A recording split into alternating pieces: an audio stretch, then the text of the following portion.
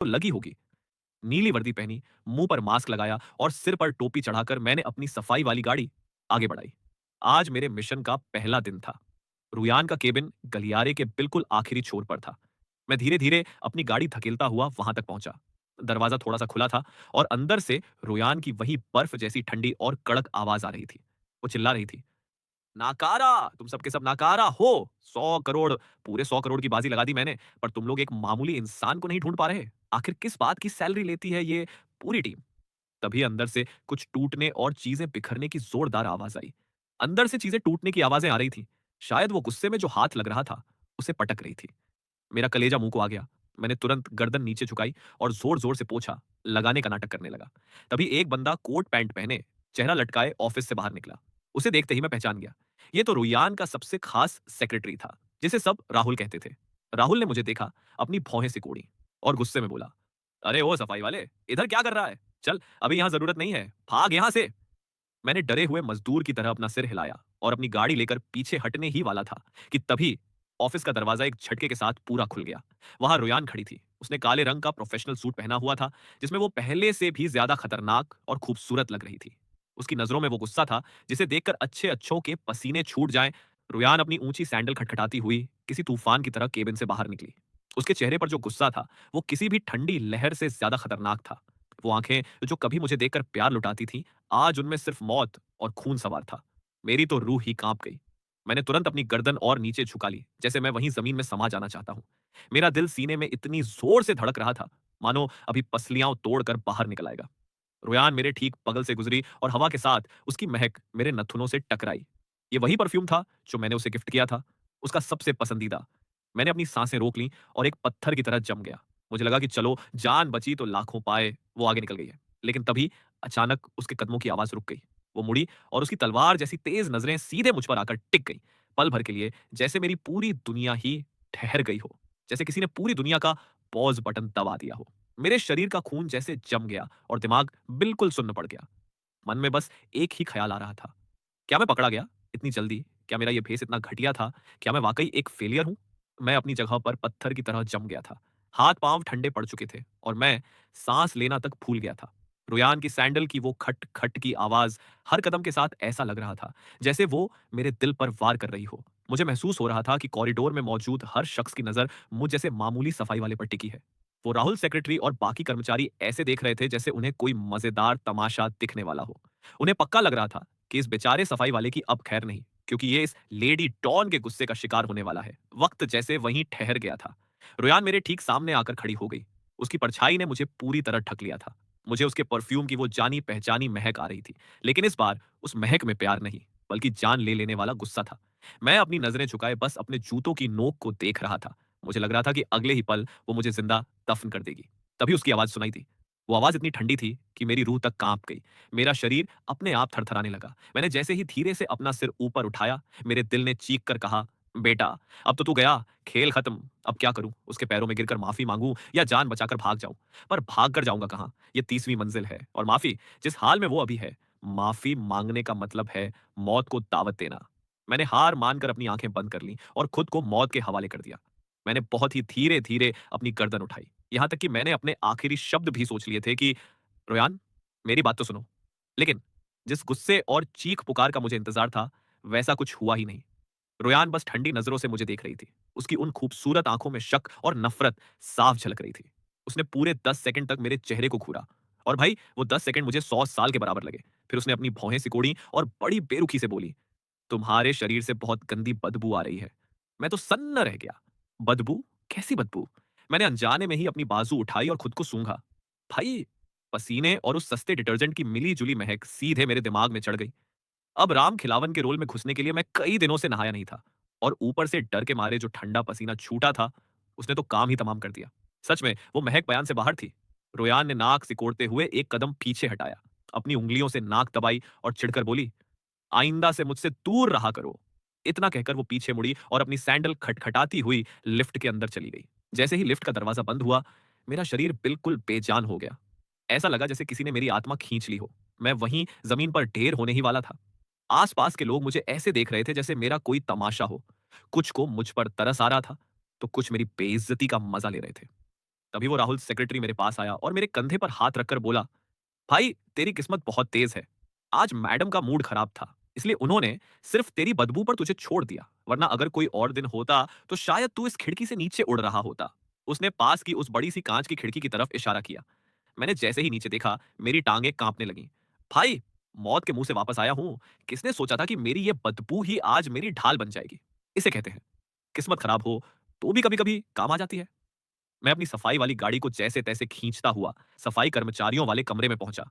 शांति देवी ने जब मेरा उतरा हुआ चेहरा देखा, तो वो घबराकर बोली, "अरे राम खिलावन, क्या हुआ बेटा? तबीयत तो ठीक है तेरी?" मैंने बस अपना सिर हिलाया और एक ऐसी मुस्कान दी जो रोने से भी बदतर थी। मैंने कहा, "कुछ नहीं शांति चाची, बस मैंने बहाना बनाया। कुछ नहीं चाची, बस थोड़ी धूप लग गई है।" शांति चाची बोली, "तो फिर थोड़ी देर आराम कर ले। आजकल के बच्चे भी ना अपने शरीर का ज़रा भी ध्यान नहीं रखते।" मैं कुर्सी पर ढेर हो गया और ज़ोर-ज़ोर से साँसें लेने लगा। भाई, अभी जो हुआ, वो किसी डरावनी फ़िल्म से कम नहीं था। रुयान की वो शक भरी निगाहें याद करके अब भी कलेजा काँप रहा है। शुक्र है कि मेरा ये फेस काम कर गया और उससे भी बड़ा शुक्र उस बदबू का है। अब तो तय कर लिया है, जब तक यहाँ हूँ, नहाने का नाम भी नहीं लूँगा। मैं अभी अपनी किस्मत को दुआएँ दे ही रहा था कि तभी कमरे का दरवाज़ा धड़ाम से खुला। वही राहुल सेक्रेटरी अंदर आया और सीधा मेरे पास आकर खड़ा हो गया। वो रूखी आवाज़ में बोला, "ओए चल मेरे साथ, मैडम ने तुझे अभी के अभी अपने केबिन में बुलाया है।" ये सुनते ही मैं कुर्सी से ऐसे उछला जैसे नीचे बिजली का तार छू गया हो। फिर से? अब उस पागल औरत को मुझसे क्या काम है? क्या उसे शक हो गया? क्या उसने मुझे पहचान लिया? मेरा दिल एक बार फिर हलक में आ गया। ऐसा लग रहा था जैसे मैं सफाई करने नहीं, बल्कि अपनी फांसी की सज़ा सुनने जा रहा हूँ। मैं राहुल सेक्रेटरी के पीछे-पीछे फिर से उसी ऑफिस के दरवाजे पर पहुँच गया। इस बार दरवाज़ा बंद था। राहुल ने धीरे से दस्तक दी और बोला, "मैडम, वो लड़का आ गया है।" अंदर से रुयान की वही बर्फ जैसी ठंडी आवाज़ आई, "उसे अंदर भेजो।" राहुल ने मेरी तरफ एक इशारा किया और खुद चुपचाप वहां से खिसक गया। मैंने एक लंबी सांस ली और उस भारी दरवाजे को धक्का देकर अंदर कदम रखा। ऑफिस के अंदर एसी की वजह से काफी ठंड थी, पर मुझे डर के मारे पसीने आ रहे थे। रुयान अपनी बड़ी सी मेज के पीछे बैठी थी और अपने हाथ में एक पेन घुमा रही थी। उसकी आंखें किसी एक्सरे मशीन की तरह मेरे आर पार देख रही थी। मैंने अपनी गर्दन झुका ली और अपने फटे पुराने कुर्ते का कोना जोर से पकड़ लिया। मेरा दिल इतनी जोर से धड़क रहा था कि आवाज बाहर तक सुनाई दे रही थी। उसने अचानक पूछा, "नाम क्या है तुम्हारा?" मैंने अपनी वही टेढ़ी-मेढ़ी देहाती भाषा में जवाब दिया, "राराम खिलावन मैडम।" उसने फिर पूछा, "कहाँ के रहने वाले हो?" मैंने हकलाते हुए कहा, "जी, वो बहुत दूर देहात से आए हैं, एकदम पिछड़े इलाके से।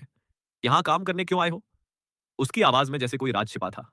मैंने कहा, "क्या करें मैडम, घर में बहुत गरीबी है। 8-8 बच्चे हैं, सबका पेट जो पालना है।" अच्छा, मैंने वही अपनी रटी-रटाई कहानी फिर से सुना दी कि कैसे मैं गरीबी के कारण यहाँ मज़दूरी करने आया हूँ।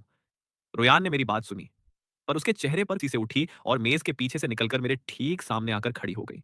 उसकी मौजूदगी का दबाव इतना ज़्यादा था कि मुझे लगा जैसे मेरा दम घुट जाएगा। अचानक उसने अपना हाथ बढ़ाया और मेरी ठुड्डी पकड़कर मेरा चेहरा ऊपर उठा दिया। उसकी उँगलियाँ बर्फ जैसी ठंडी थीं और जैसे ही उन्होंने मेरी खाल को छुआ, मेरे पूरे शरीर में सिरहन दौड़ गई। मैं चाहकर भी नज़रें नहीं हटा पा रहा था। उसकी उन गहरी आँखों में एक अजीब-सी बेचैनी और गहरा शक साफ दिख रहा था। मैं अंदर ही अंदर डर के मारे मरा जा रहा था। क्या इसे मुझ पर शक है? क्या मेरी एक्टिंग में कोई कमी रह गई या मेरी भाषा इसे नकली लग रही है? मेरा दिमाग सुन्न हो गया था और पसीने की एक बूंद मेरी कनपट्टी से नीचे गिरी। तभी वो अचानक रुकी और बहुत ही धीमी, काँपती हुई आवाज़ में बोली, "तुम्हारी आँखें" उसने कहा, "तुम्हारी आँखें मेरे किसी पुराने जानने वाले से बहुत मिलती हैं।" ये सुनते ही मेरा दिल जैसे धड़कना भूल गया। धत्त तेरी की! मैं सब कुछ बदल सकता था, पर इन आँखों का क्या करता? रुयान हमेशा कहती थी कि उसे मेरी आँखों से प्यार है। वो कहती थी कि इनमें सितारे चमकते हैं और आज वही सितारों वाली आँखें मेरी जान की दुश्मन बन गई थी। मैं बुरी तरह घबरा गया। मैंने अपनी पुतलियों को ज़ोर-ज़ोर से घुमाना शुरू किया ताकि मेरी आँखें थोड़ी धुंधली और बेवकूफ़ों जैसी लगें। मैंने हकलाते हुए कहा, मैडम, आप भी क्या मज़ाक कर रही हैं? हम तो ठहरे-गँवार आदमी, हमारी आँखों की तुलना आप बड़े लोगों से भला कैसे कर सकती हैं?"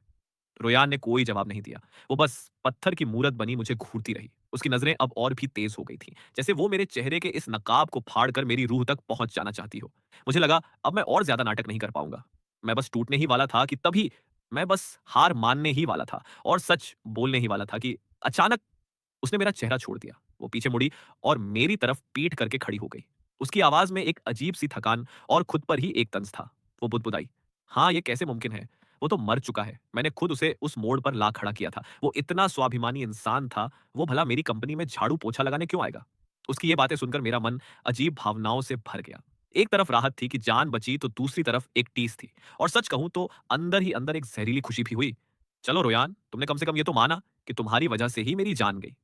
मुझे लगा कि अब ये पूछताछ खत्म हुई और मैं बच निकला। लेकिन तभी रुयान फिर से मेरी तरफ मुड़ी और उसके चेहरे पर वही पुरानी बर्फ जैसी ठंडक वापस आ चुकी थी। वो कड़क आवाज में बोली, राम खिलावन, नाम यही है ना तुम्हारा? मैंने डरते हुए कहा, जी, जी मैडम। वो बोली, आज से तुम्हें साफ सफाई का काम करने की जरूरत नहीं है। मैं सन्न रह गया और हकलाते हुए पूछा, तो तो फिर मुझे क्या करना होगा मैडम? तो तो फिर मुझे क्या करना होगा मैडम? मैंने घबराते हुए पूछा। रुयान के चेहरे पर एक ऐसी मुस्कान आई जिसे देखकर मेरे रोंगटे खड़े हो गए। वो धीरे से बोली, आज से तुम मेरे पर्सनल बॉडीगार्ड हो। क्या? बॉडीगार्ड? भाई मुझे लगा मेरे कान खराब हो गए हैं। मैं जो एक मच्छर तक नहीं मार सकता, ये पागल औरत मुझे अपना बॉडीगार्ड बना रही है। क्या इसका दिमाग ठिकाने पर है? मैंने तुरंत हाथ जोड़कर मना किया। मैडम, ये ये ठीक नहीं होगा। मैं तो बस एक सीधा-साधा झाड़ू लगाने वाला हूँ। मुझे कुश्ती-वश्ती नहीं आती। मैं आपकी रक्षा कैसे करूँगा? रोयान ने मेरी बात काटते हुए बड़े सख्त लहजे में कहा, ये तुम तय नहीं करोगे। मैं तुम्हें 1 मिनट देती हूँ। या तो मेरे बॉडीगार्ड बनो और डबल सैलरी लो, या फिर इसी वक्त इस शहर से दफा हो जाओ और फिर कभी वापस मत आना। ये साफ-साफ धमकी थी। भाई, वो पक्का मुझ पर शक कर रही है और मुझे अपनी नज़रों के सामने रखकर पल-पल की खबर रखना चाहती है। ये तो वही बात हुई कि अभी भेड़ियों से बचकर निकला था और अब सीधा शेर के मुंह में जा गिरा हूं। ये औरत वाकई बहुत खतरनाक है। मैं उसकी उन आंखों को देख रहा था जिनमें जीत की चमक थी। मेरा दिल अंदर से रो रहा था। क्या मेरे पास कोई और रास्ता था? बिल्कुल नहीं। 1 मिनट बाद मैंने अपना सिर झुकाया और बुझे हुए मन से बोला, ठीक है मैडम, मैं तैयार हूं। रुयान के चेहरे पर एक ऐसी मुस्कान आई जो किसी शैतान की मुस्कान से भी ज्यादा डरावनी थी। वो खुश होकर बोली, बहुत अच्छे। राहुल, इसे ले जाओ और इसके कपड़े बदलवाओ। आज से ये मेरा आदमी है। मेरा आदमी। भाई ये सुनकर ही मेरे कान गर्म हो गए। मैं, यानी राम खिलावन, जो कल तक झाड़ू लगा रहा था, आज अचानक लल्लू ग्रुप की मालकिन का पर्सनल बॉडीगार्ड बन गया। इसे कहते हैं रातों रात किस्मत पलटना। और ये पलटी थी या डूबी थी, ये मुझे समझ नहीं आ रहा था। जब राहुल सेक्रेटरी मुझे नए कपड़े दिलाने ले गया तो उसकी आंखों में मेरे लिए गहरी हमदर्दी थी। वो बस इतना बोला, भाई अपना ख्याल रखना, भगवान ही अब तेरा मालिक है। मैंने वो एकदम फिटिंग वाला काला सूट पहना, आंखों पर काला चश्मा चढ़ाया और सच कहूं तो शीशे में खुद को देखकर मुझे भी लगा कि भाई अब मैं राम खिलावन नहीं, बल्कि जेम्स बॉन्ड लग रहा हूं। भले ही चेहरे पर वो नकली मूंछें थीं, पर मेरी पुरानी स्मार्टनेस इस सूट में छिप नहीं पा रही थी। मन में डर लगा कि कहीं ये नया लुक ही मुझे फंसा ना दे। आखिर रोयान चाहती क्या है? मेरा काम अब 24 घंटे उसके साथ साए की तरह रहना था। मतलब मैं एक बॉडीगार्ड नहीं बल्कि एक जीता जागता सीसीटीवी कैमरा बन चुका था।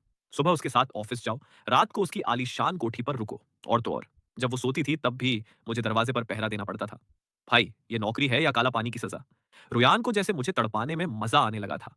वो अक्सर बातों बातों में मेरा पुराना नाम छेड़ देती थी। एक बार उसने मुझसे पूछा, राम खिलावन, तुम्हें क्या लगता है अगर कोई मर जाए तो क्या वो वापस आ सकता है? मैं तो अंदर तक हिल गया और हद तो तब हो गई जब वो बड़े-बड़े बिज़नेस मीटिंग्स के बीच में भी मुझसे मीटिंग चल रही होती और वो अचानक सबकी आँखों के सामने मुझसे ऐसे अजीब सवाल पूछ लेती। मेरा तो पसीना छूट जाता, बस किसी तरह अनपढ़ होने का नाटक करता। मैडम, हम तो ठहरे गँवार आदमी, हमें ये सब कहाँ समझ आता है। वो बस एक रहस्यमयी मुस्कान देती और चुप हो जाती। लेकिन असली इम्तिहान तो खाने की मेज़ पर होता था। उसने जानबूझकर रसोइये से वही खट्टे-मीठे गोश्त की डिश बनवाई जो मुझे सबसे ज़्यादा पसंद थी। उसने मेरी तरफ प्लेट खिसकाई और बोली, "राम खिलावन, इसे छक्कर देखो, कैसा बना है?" उस गरमा-गरम डिश को देखकर मेरे मुँह में पानी आ गया, पर कलेजे पर पत्थर रखकर मैंने मना कर दिया। "नहीं मैडम, हमें ये मीठा-मीठा खाना अच्छा नहीं लगता।" मेरी बात सुनकर उसकी आंखों में जो निराशा दिखती थी, उसे देखकर मेरा मन भी बैठ जाता था। पर भाई, सबसे ज्यादा डर तो रात को लगता था। उसकी उस कोठी में हर जगह मेरी ही फोटो लगी थी। हॉल में, कमरे में, और तो और बाथरूम के पास भी मेरी एक बड़ी सी फूलों वाली फोटो टंगी थी। सोचो, मैं रोज रात को अपनी ही 13वीं वाली फोटो के सामने पहरा देता था और वो कमरे के अंदर वही गाना बार-बार बजाती थी जो मैं कभी गुनगुनाया करता था। उस सन्नाटे में वो गमगीन गाना पूरी कोठी में गूंजता रहता था, जिसे सुनकर मेरे रोंगटे खड़े हो जाते थे। भाई समझ नहीं आता था कि ये औरत मुझे पागल करना चाहती है या सच में मेरे मरने का मातम मना रही है। मैं जितनी कोशिश करता उसे समझने की, उतना ही